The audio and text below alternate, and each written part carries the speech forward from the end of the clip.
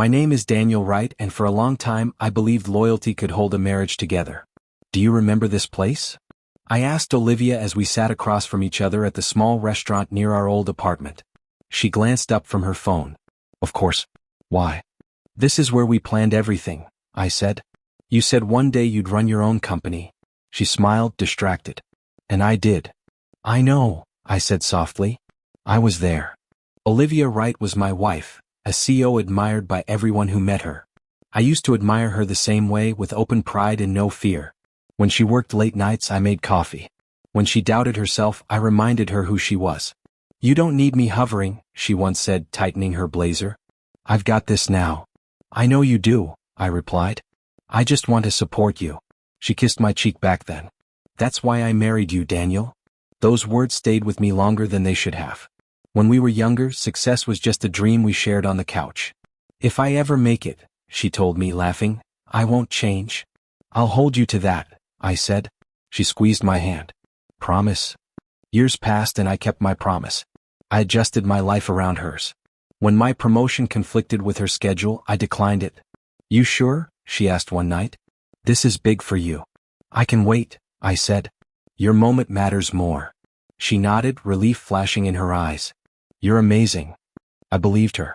Lately, though, our conversations felt thinner, like words without weight. Are you coming to bed?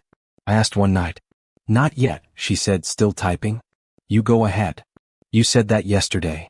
And the day before, she replied, not unkindly. Daniel, don't start. I'm not starting anything, I said. I just miss you. She finally looked at me. We live together. You see me every day. That's not the same, I said. She sighed. You're being sensitive. I laughed it off because that was easier than arguing. Maybe I am. At dinners with her colleagues, I became Olivia's husband. They shook my hand politely, then turned back to her. So impressive, someone said. How do you balance it all? Olivia smiled. You learn to prioritize. She didn't look at me when she said it. At home, I tried to reach her in small ways. I made your favorite, I said, setting a plate down. Thanks, she replied. I already ate. I watched the food grow cold. You could have told me. I didn't think it mattered, she said. That sentence stayed with me. One evening I asked, do you still believe in us? She paused. Why are you asking that? Because it feels like I'm standing still while you're moving forward. She frowned. You knew what you married into. I married you, I said. Not your title. Her voice softened, but only slightly. Daniel, you're safe. You don't need to worry. Safe. That word should have comforted me. Instead, it made my chest ache. I told myself every marriage changes. I told myself ambition takes space. I told myself love didn't always sound warm. When she forgot our anniversary, I smiled. You've been busy. I'll make it up to you, she said quickly. I believed her. When she stopped asking about my day, I filled the silence myself. When she stopped holding my hand, I told myself she was tired. I believed in patience. I believed in sacrifice. I believed in the vows we whispered when nothing else mattered. Most of all, I believed in her. I didn't know yet that belief alone could break a man. Dinner was quiet in a way that felt planned. Olivia set her fork down and said, Daniel, I want to talk about something important. I looked up. That sounds serious. It is, she said calmly. But I don't want you to overreact. My stomach tightened. You're already deciding how I should feel. She sighed. See, this is why I hesitated. Hesitated about what? I asked. She folded her hands. About telling you the truth. I forced a smile. You can tell me anything. I've been thinking a lot, she said. About us. About marriage. About freedom. I nodded slowly. Okay. I think we've grown, she continued. But we've also changed. That happens, I said. We work through it. She shook her head. Not like this. Like what? I asked. She looked directly at me. I want an open marriage. The words sat between us, heavy and sharp. I'm sorry, I said. What did you say?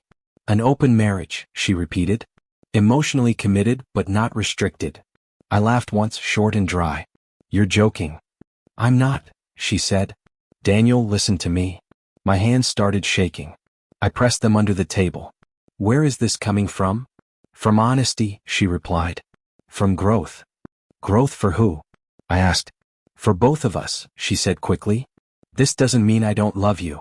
I swallowed. It feels like exactly that. She leaned back. Love doesn't mean ownership. I never owned you, I said. I chose you. And I chose you too, she replied. I still am. Then why do you need this? I asked. She paused. Because I don't want to feel trapped. Trapped by me? I said. By expectations, she corrected. By old rules. My chest burned. Our vows were rules? They were promises, she said. And promises can evolve. I stared at her. You already thought this through. Yes, she admitted. I didn't want to hurt you. So you decided alone, I said. She didn't deny it. I knew you'd struggle. You're right, I said quietly. I am. She reached for her glass. This would be temporary. Temporary betrayal? I asked. That's not fair, she said. Plenty of modern couples do this. I'm not plenty of couples, I said. I'm your husband. And I'm your wife, she said. Still. I felt something crack. Who is he? She blinked. Who? The man you already have in mind, I said. She hesitated just long enough. It's not like that, she said. There's no one specific. You paused, I said. She exhaled. There's a coworker. That's all. What's his name? I asked. She looked away. Ryan. Ryan what? I pressed. It doesn't matter, she said. He's just someone I talk to. I nodded slowly. So this didn't come out of nowhere. I didn't act on anything, she said. I'm asking first. You're asking, I repeated. Or you're informing me? She met my eyes. I need this, Daniel. That sentence hurt more than the rest. And if I say no? I asked. Her silence answered me. I see, I said. She softened her voice. Sophia says this kind of honesty saves marriages. Since when does Sophia decide our marriage? I asked. She's not deciding, Olivia said. She understands me. I pushed my plate away. Do you understand me? She hesitated again. I'm trying to. I feel replaced, I said. Before I even lost you. You're not being replaced, she said. You're being included. In my own marriage? I asked. She stood. You don't have to decide tonight. You already did, I said. She frowned. Why are you shutting down? Because screaming wouldn't change anything, I thought. I need air, I said, standing up. Daniel, she called. Don't walk away. I paused at the door. You changed the rules without me. She whispered. I hoped you'd understand. I didn't answer. I stepped outside and for the first time in years, I didn't know where home was anymore. I told her, fine. The word left my mouth before my brain could catch up. Fine? Olivia asked, tilting her head. You understand, right? Yes, I said, nodding, though every nerve in my body screamed otherwise. I understand. She smiled, relieved. I knew you'd see reason. I forced a smile back. Of course. I trust you. Her eyes softened, but I felt the hollow in my chest deepen. I watched her put her phone down casually. I knew that device was no longer just a tool, it was a secret holder, a bridge to someone else. You're quiet tonight, Olivia said. You usually talk more. I'm just tired, I replied. Long day? She asked, testing me. Long? I said, sipping my drink. I didn't tell her it wasn't work fatigue, it was exhaustion from the betrayal I couldn't yet name. Later, I noticed her texting at odd hours. The names flashed across the screen. Ryan. Cole. I swallowed and looked away, pretending to scroll through emails. You still awake? She asked one night, voice softer than usual. I am, I said. Everything okay? Yes, she replied, but I could hear the lie. I stayed silent, because silence had become my shield. Every question seemed to make her step further away, and every answer felt like permission for her actions. Why are you so quiet lately? She pressed one evening. I'm thinking, I said. About us. Don't overthink, she said, brushing her hand along my arm. I need freedom, but I'm still here. Her words cut through me, slicing the space between us into cold lines I couldn't cross. I wanted to ask, who is he? But I didn't. I stayed still. Mark called that night. Danny, you sound off, he said. I'm fine, I replied, though my voice cracked slightly. You're not, he said. Tell me. I took a deep breath. Olivia wants something I can't give. She wants an open marriage. There was silence. I'm sorry, man, Mark said finally. That's brutal. I agreed, I admitted. But inside I'm breaking. Why did you agree? He asked, shocked. Because arguing changes nothing, I said. And I need to survive. You deserve better, Mark said, blunt and solid the way he always had been. I know, I whispered. But it's not about me right now. Days turned into weeks. Late nights became her habit. Hidden calls became routine. Texts flashed across my phone when she thought I wasn't looking. Ryan Cole wasn't just a coworker anymore, he was the ghost in our home. I stopped asking questions. I stopped begging. I stopped reaching. I just watched. One night, I saw her laughing at something on her phone. The sound made my stomach turn. I wanted to scream, to shake her, to demand the truth. Instead, I told myself to breathe. Mark noticed my change the next day. You're shutting down, he said over coffee. I have to, I replied. If I don't, I'll implode. He leaned back. Watching quietly, is that all you can do? For now, I said. It's safer. The quiet became my refuge, but it also became a prison. Every glance she gave me, every careless smile toward Ryan, reminded me that I was losing her without a fight. You're distant, Olivia said one evening, tracing a finger along the rim of her wine glass. I can feel it. I'm thinking, I said, about what we agreed on. And I'm watching, I admitted, because love doesn't feel the same when trust is gone. Her face flickered with something I couldn't read, guilt, maybe, or frustration. I didn't do anything yet, she whispered. I see, I said, and it was the closest I could come to forgiveness without pretending. By then, I had learned to separate myself from the pain. My heart still ached, but my mind grew sharper. I noticed patterns, small tells in her behavior, and I cataloged them silently. Mark called again one night. You okay? I will be, I said. Eventually. I'm learning to watch instead of chase. You're stronger than you realize, he said. I have to be, I said. Because if I don't, I'll disappear inside my own home. And so I watched. Quietly. Observing. Learning. Breaking, but outwardly unbroken. Every laugh she gave to Ryan felt like a blade, every casual touch of his name a cut I carried silently. I agreed with my mouth, but my heart refused. And in that refusal, I began to understand the man I needed to become. I looked at my reflection and barely recognized the man staring back. You've changed, Mark said when we met for lunch. I have to, I replied, picking at my salad. Or I'll disappear. Disappear? He asked, raising an eyebrow. Inside my own home, I said. Watching her with Ryan every day. I can't live like that anymore. Mark nodded. So what are you doing? I started working out again, I said. Early mornings. Late nights. I'm rebuilding me. That's good, he said. But it's more than the gym, isn't it? It is, I admitted. I've reconnected with clients I ignored. I've been brushing up on old skills, networking quietly. Emma Brooks has been helping me professionally. Emma? He asked. She's a legal consultant, I said. Smart, clear, doesn't sugarcoat anything. She's showing me options I didn't consider before. Divorce? He guessed. Maybe, I said. Maybe just independence first. Sounds like you're finally thinking for yourself, Mark said. I am, I said. Pain taught me clarity. Betrayal taught me focus. Mark smiled faintly. I always knew you could do this. You just needed the right push. I looked down at my left hand.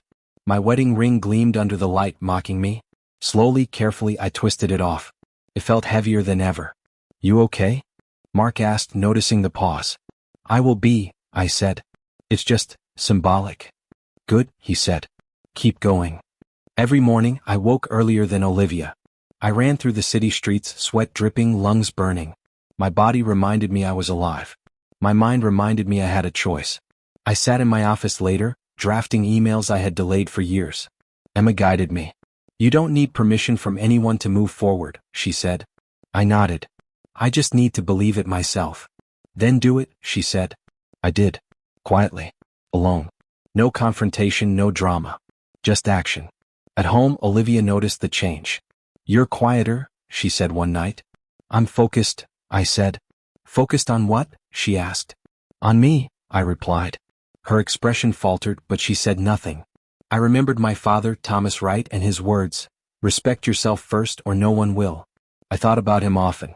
How he carried himself, how he stood firm, how he never let anyone diminish him, even when the world tried. I wanted to be that man. Strong, silent, unshakable. I stopped checking her phone. I stopped asking questions. I observed instead. Every careless smile, Every message she left behind, every whispered call, I cataloged them silently. Pain still lingered, but I turned it into focus. I stopped chasing illusions. I stopped begging. I started preparing. Mark noticed the change again. "You're calm now," he said. "I have to be," I said. "Calm is power when chaos surrounds you." "Olivia's going to notice," Mark said. "She already has," I said. "But she doesn't understand what it means." Each day I became less dependent on her approval. I became more myself. Every workout, every phone call, every strategic move reminded me I wasn't broken. I was evolving. I put my ring in a drawer. I stopped pretending.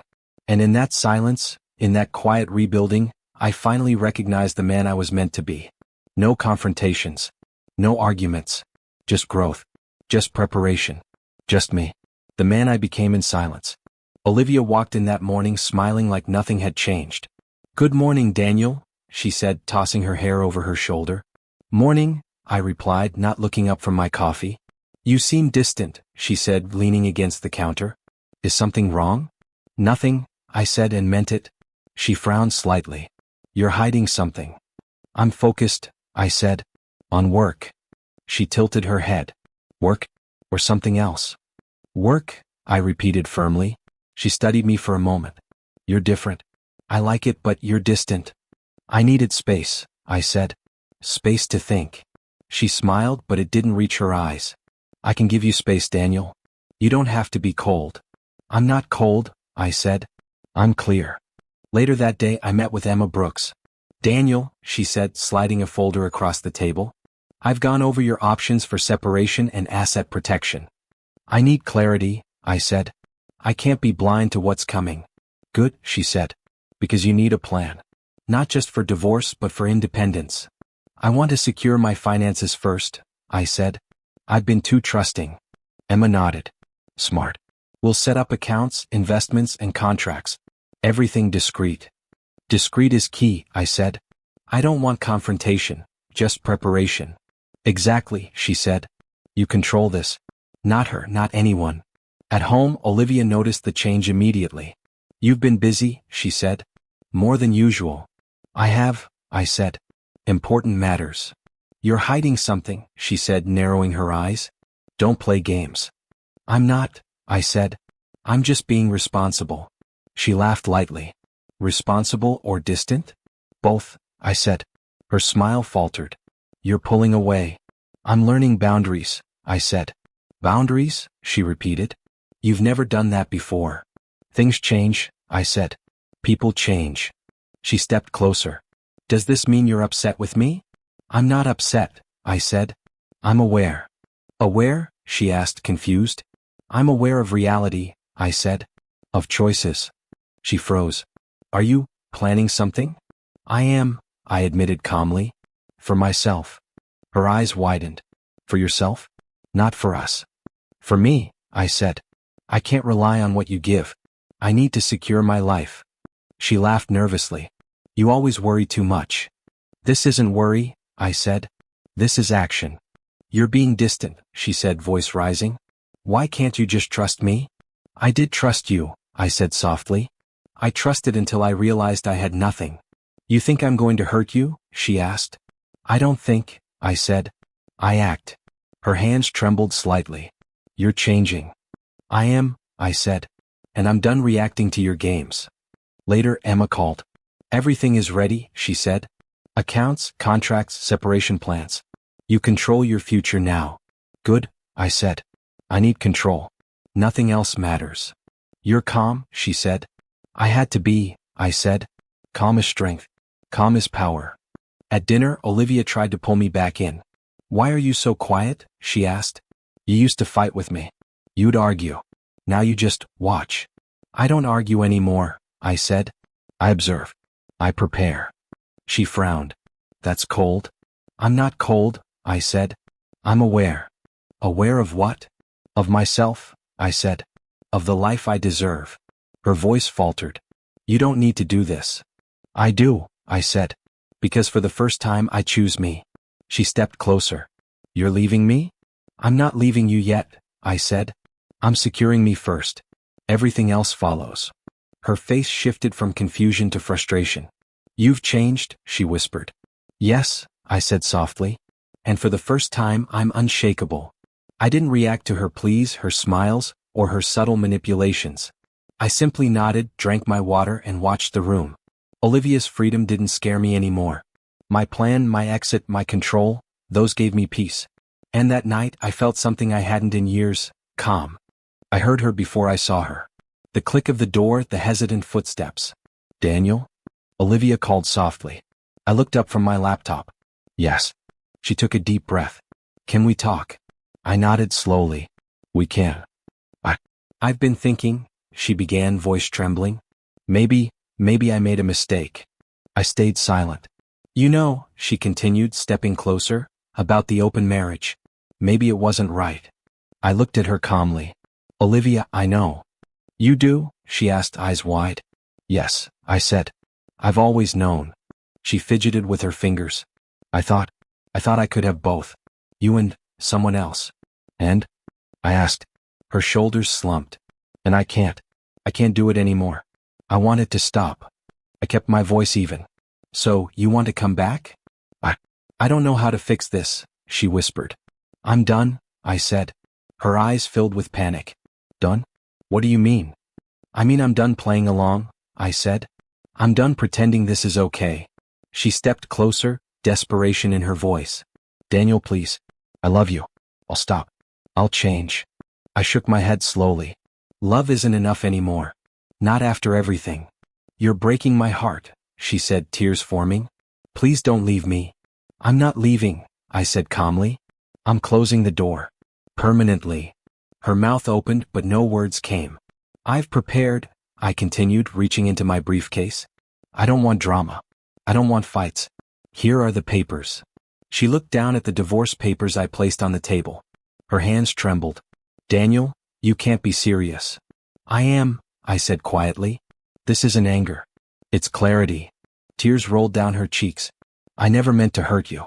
I swear I didn't. Intent doesn't erase consequences, I said softly.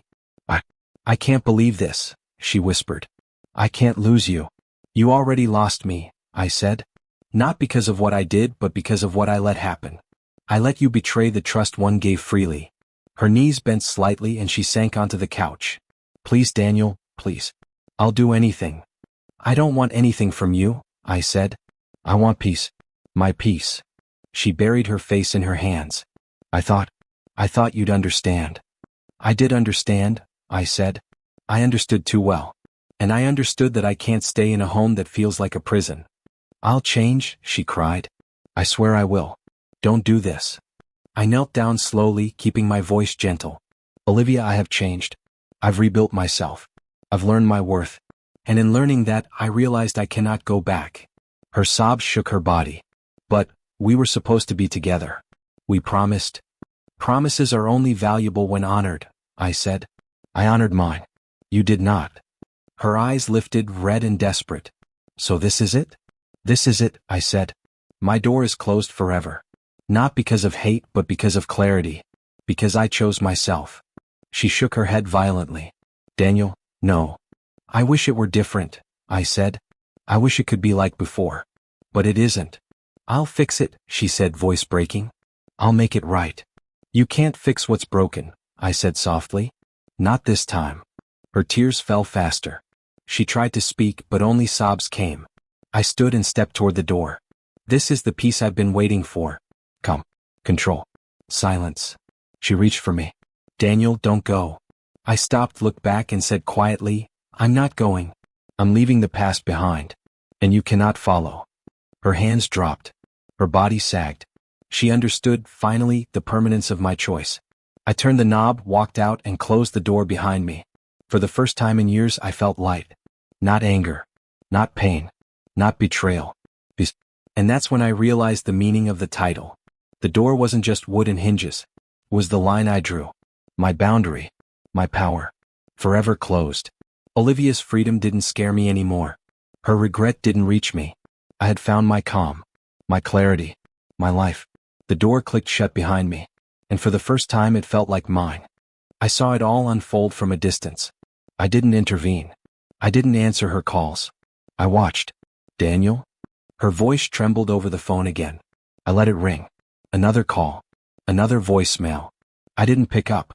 She thought she could control everything, but control is an illusion. I knew it, and now she would too. Ryan screwed me. I heard her tell someone, maybe Sophia, maybe the board. Her voice cracked. He lied. He betrayed me. I remembered every careless laugh, every touch, every secret she had shared. Now the tables turned. Olivia, you need to calm down, Mark said when I met him later. I'm watching her world crumble, I said. Quietly. She called again 10 times today. Not answering, he asked. Not once, I said. Every ring is a reminder of what I refuse to give. Attention. Permission. Sympathy. At work, the board began questioning her decisions. Your judgment has been reckless, one of them said. You've been distracted. The company suffers. I heard her voice crack in meetings she thought I wouldn't notice. I can explain, she shouted. The words faltered. There was no one to defend her. No one to cover mistakes that once seemed invisible under her charm. She always thought she could bend the rules, I said to Mark. Even at work, even at home. But the rules are universal. What rules? He asked. Cause and effect, I said. Actions have consequences. She ignored them. Now she's learning. I watched from a distance as Ryan Cole, her supposed confidant, turned on her. Emails leaked, confidential decisions exposed. Her empire trembled under incompetence and betrayal. She trusted him? Mark asked incredulously. She thought loyalty was a given, I said. She's learning it's earned. And sometimes it comes too late. Olivia called again late at night. I didn't answer. Daniel, please, she begged in a voicemail. I need you. I can't do this alone. I left it unread. Come. Detached. At peace. The calls kept coming morning and night. Please pick up. I need to talk. I was wrong, Daniel, please. I didn't respond. Sophia Lane, her friend who had whispered encouragement to her reckless decisions, disappeared. She avoided the mess, leaving Olivia isolated. No allies. No buffer. I thought I had friends, Olivia said in another voicemail. I thought someone would help me. I didn't answer. Silence became my ally. At the office, board members openly criticized her. Your leadership is compromised, they said. We can't trust your judgment. You're seeing the collapse firsthand, I told Mark. And it's magnificent in a way. Not cruel, just natural. I've never seen her like this, he said. She underestimated the consequences, I said. The lies, the cheating, the arrogance. Karma doesn't knock.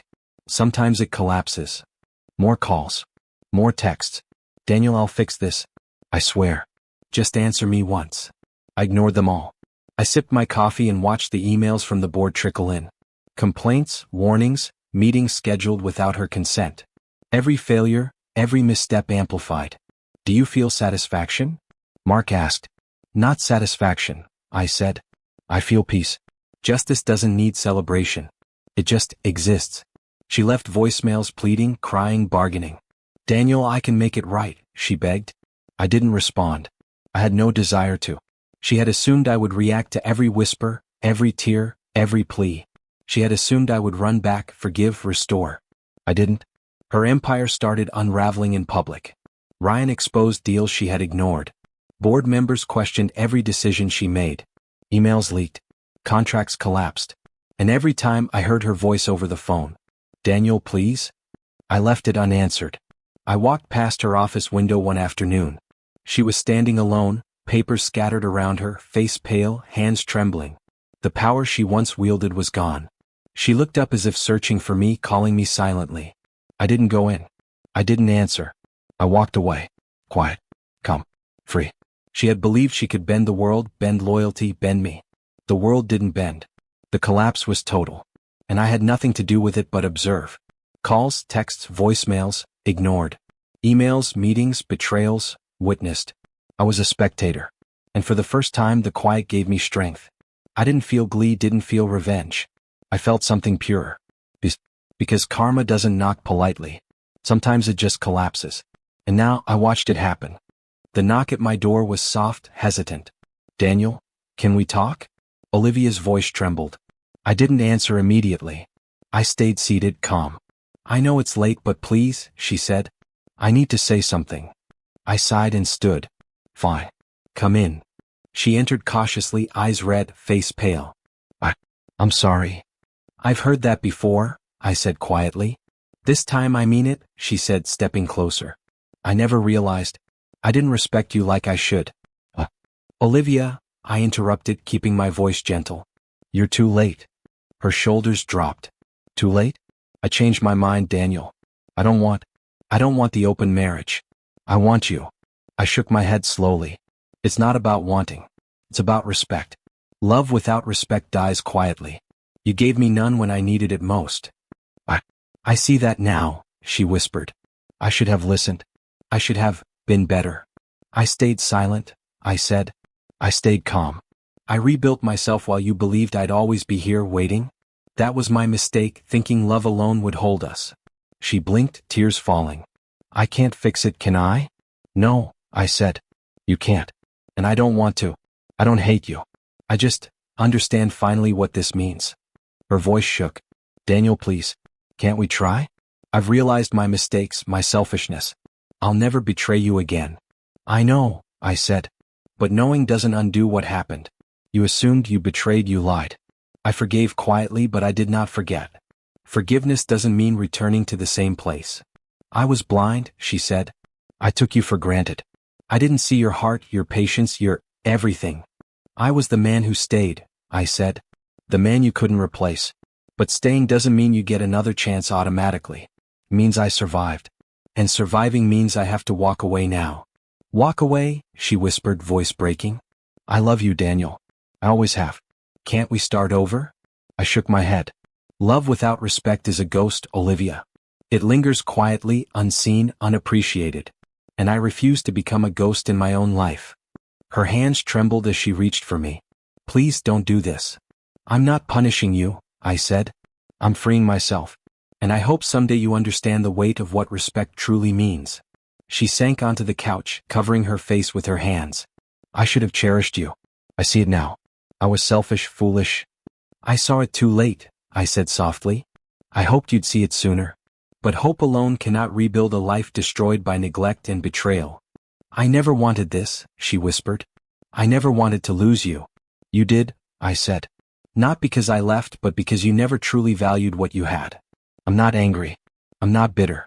I'm calm. Her voice cracked. Calm? Yes, I said. Peace doesn't come from revenge or regret. It comes from understanding what you deserve and walking toward it. I deserve respect, Olivia. And I won't accept anything less. She sobbed quietly, realizing fully what she had lost. Daniel, I'm sorry. I truly am. I know, I said. But sorry doesn't rebuild trust. Sorry doesn't undo years of quiet pain. I wish I could go back, she said. You can't, I said. And I won't let myself linger in a memory of what could have been. My door is closed, Olivia. Forever. She lowered her head, silent, broken. I stepped back, taking a deep breath. I hope someday you understand the man you lost. Not for punishment, not for revenge, but so you learn the cost of taking someone like me for granted. I understand, she whispered, voice small. I nodded once. Calmly. Gently. And then I walked toward the door. I didn't look back. I didn't hate her. I felt peace instead of pain. The man she couldn't replace had walked away. And for the first time in years, I belonged entirely to myself. I turned the key in the lock and heard the click echo softly. It was more than metal meeting metal. It was a signal, a boundary, a decision. Alone, finally alone, I breathed deeply. This is mine, I whispered. Everything beyond this door doesn't define me anymore. I set my bag down, the weight of years of patience and pain finally easing. Mark called that morning. How's it feel? Quiet, I said. Not empty. Not lonely. Just quiet. That's good, he said. You've earned it. I've earned more than quiet, I said. I've earned clarity. Freedom. Control. The apartment felt different now. I walked through it slowly, touching surfaces, noticing details I'd ignored while living in tension. Feels like home, I said aloud, though no one was there to hear me. I checked my phone. No messages. No calls. Not from her. Not from anyone. Perfect silence. I poured coffee and sat by the window. The city moved fast outside, oblivious to my small, calm world. Mark's voice lingered in my mind. Peace isn't loud, Daniel. It's quiet. You feel it here, he had said, tapping his chest. I smiled faintly. Peace isn't loud, I repeated. I thought of Olivia, Ryan, Sophia, of everything that had burned, collapsed, or betrayed. None of it touched me now. None of it could. I chose myself today, and that choice echoed louder than any anger, any revenge, any heartbreak ever could. Finally, I said. Finally me. I pulled a notebook from the shelf, wrote a list of goals, small and large. Independence, fitness, career, travel, life. No one else had a say. No one else's approval mattered. Mark texted later. How's your evening? Quiet, I replied. Perfectly quiet. Just me. I poured another cup of coffee, sat back, and watched the sun dip below the horizon. The sky burned with color, but inside I was calm. I reflected on all I had endured, all I had observed. I didn't feel bitter. I didn't feel pain. I felt perspective. I didn't need applause. I didn't need recognition. I only needed myself.